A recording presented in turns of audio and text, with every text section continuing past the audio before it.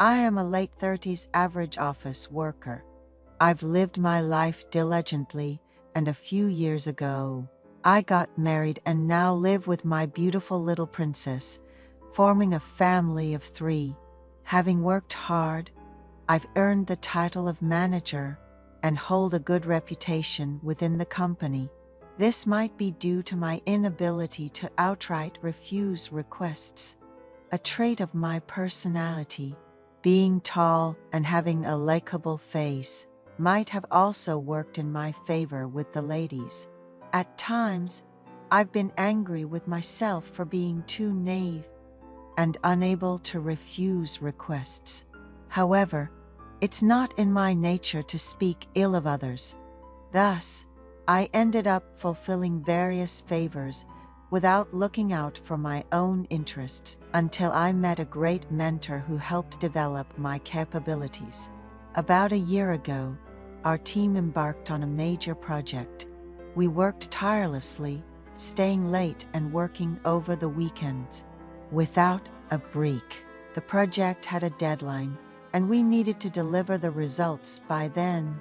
It was not something we could postpone, especially since it required direct reports to the executives, leaving no room for mediocrity. I was appointed as the leader of this crucial project. The responsibility weighed heavily on me, and despite only being able to motivate my team members, I ended up resolving many issues myself. Ultimately, the project we submitted was selected, bringing significant profits to the company. Having had mediocre promotions and evaluations until then, seeing my efforts finally shine was immensely gratifying. The higher-ups must have acknowledged this achievement as they arranged a grand dinner for us at an expensive venue, paid for with a corporate card. My team members and I were thrilled, indulging in the lavish food voraciously. Naturally, the dinner included alcohol, and as we drank one glass after another, we began to feel the effects. Just as we were about to wrap up and move to a second location, an executive arrived and settled the bill with the corporate card. The executive is a woman. From what I've heard, she's one of the founding members of the company. Despite being in her late 50s, she is tall and remarkably slender. Her face, reminiscent of a cat's, retains its beauty even as she ages. Not only is she striking in appearance, but her capabilities are also exceptional. It's said that she comes from a well-off family and had the privilege of studying abroad, playing a key role in establishing the company. She is known for her meticulousness in work, to the extent that not even a needle could slip through. Rumor has it that even someone as formidable as her has experienced her share of hardships. At the height of her career, her husband was involved in an accident and has been bedridden in a hospital for years. There was a time when people in the company criticized her for focusing on work, while her husband was in such a condition. I had always perceived her as a strict and unyielding figure. Thus, meeting her towards the end of the dinner was quite surprising. I was so nervous that I hardly remember what I said. As my team members were heading to the next venue, I thought it best to excuse myself. I handed her the corporate card she had brought and sent them off, leaving just the two of us. Strangely, despite the occasion being a celebration, I felt uneasy about the high cost of the meal and even found the situation a bit intimidating. So I told her, "I'll be heading home now. Thank you for coming all the way here late at night." She waved her hand dismissively and said, "I came to encourage you all, no worries. Anyway, where do you live?" It turned out I lived in the same direction as her. Caught off guard, she quickly said, "It's on my way. I can just get off first. Let's share a ride." And with that, She opened the door and got into the car. Unsure of what to do, but feeling it would be rude to refuse, I ended up sitting in the passenger seat next to the driver. Glancing through the rearview mirror, it seemed that the executive, perhaps due to exhaustion, had fallen asleep during the short 15-minute ride home. I too relaxed a bit during the journey, and before I knew it, we had arrived at her house. When the driver tried to wake her, she wouldn't budge, resulting in me having to help her out. It turned out she had already had a drink before coming to our dinner payment. Given the situation and the fact that I was a man, I ended up carrying her inside her house. The driver, who also seemed to fulfill some secretarial duties, opened the door for us, and I laid her down in her bedroom. The driver only opened the door and didn't follow us inside. After covering her with a blanket, I was about to leave when she grabbed my arm. She was lying down just as I had left her, but now, with her eyes open, holding onto me. Then she asked if I would like to have another drink with her. Startled, I stuttered, "Ah, you're awake? How could I drink in the house of a woman whose husband is?" Trailing off before I could finish, she chuckled, sat up at the edge of the bed and said, "My husband, he's been bedridden for over 10 years until recently, when he moved into a nursing home. There's no hope of him getting up, and now I'm truly alone." I was caught off guard, not only by the news of her husband's condition, but also by her invitation to drink. Before I could respond, she went to the kitchen to prepare some drinks. In the ensuing awkward atmosphere, we began to sip our drinks in silence. She served an incredibly expensive wine, and it was my first time realizing wine could taste so exquisite. I quickly emptied my glass, prompting her to ask if I was in a hurry to get home. Caught off guard, I blurted out, "No, not at all. It's just that I've never tasted such delicious wine before. I'm sorry if I seemed upset."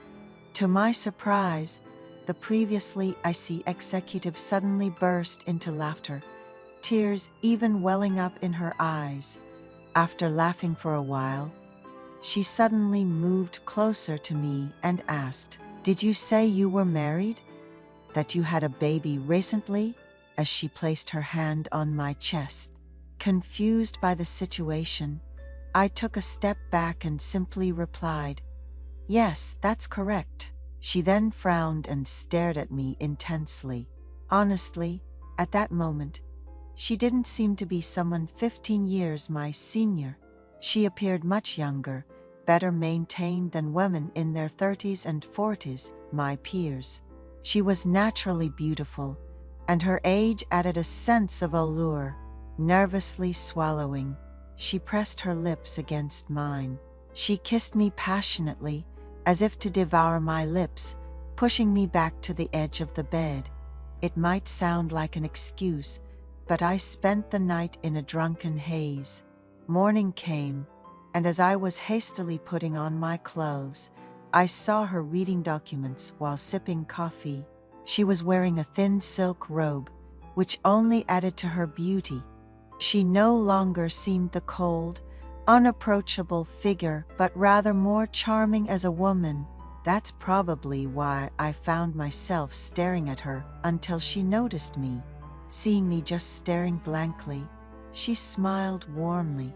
She then offered me some snacks and even gave me an expensive suit to change into.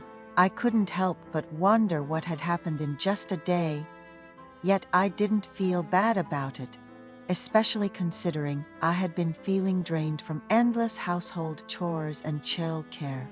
It's a terrible thought, but her allure was heightened in comparison to my wife, who only wears tracksuits every day. Since then, the executive and I have occasionally met in private. More often than not, it was she who took the initiative, leaving me flustered on numerous occasions. Whenever we found ourselves alone in the company elevator, she would playfully tap my behind or subtly grasp my hand, finding my surprised reactions amusing and provoking even more teasing behavior. One day, I found her husband at her house. As she approached me, I gave her a look, to which she responded, "It's okay. You can relax. Have you grown tired of me lately?" Vigorously shaking my head in response. She then said, "Can we talk comfortably when we're alone? Call me by my name, will you?" in a voice as soft as a baby's.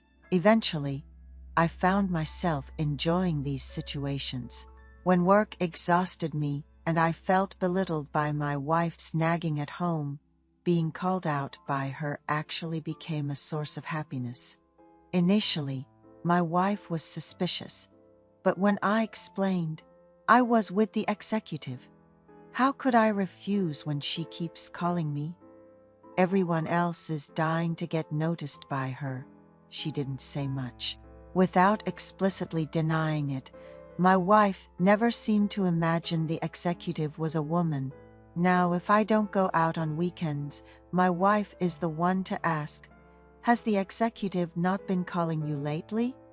Of course, at first, she wasn't pleased with how often I had to go out, even for work. However, as I started meeting with the executive more frequently and got promoted faster than others, it seemed to satisfy her.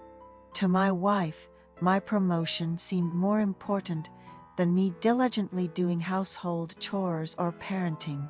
Thanks to the promotion, my salary and bonuses significantly increased. With this heightened income, I found myself treating my wife better, albeit with a strange sense of guilt. After the initial promotion, I even thought about taking the executive on a trip to spend more time together. So I sent my wife, our child, and her family on a vacation, despite my inability to attend due to work commitments. Everyone was pleased when I offered to cover the travel expenses. These actions may not truly reflect my capabilities, but it did feel gratifying to be able to strut a bit in front of my in-laws. I have now come to accept my relationship with the executive to some extent, though not exactly enjoy it. I've started exercising, something I previously avoided, and have been diligently taking care of my skin. At times, it felt as if I had to present myself as a more satisfactory product to the executive, which brought on moments of realization about my situation. After going through that phase, my perspective shifted to, this is also part of social life. Given the circumstances, I find myself wanting to make the best use of this relationship with the executive until she no longer needs me. Just a year ago, I considered myself a kind and caring person to those around me. However, as my position and opportunities for personal gain increased, I've become more pragmatic. While I acknowledge that these were my choices, and I must deal with them, there's an indescribable unease and guilt that sometimes arises within me.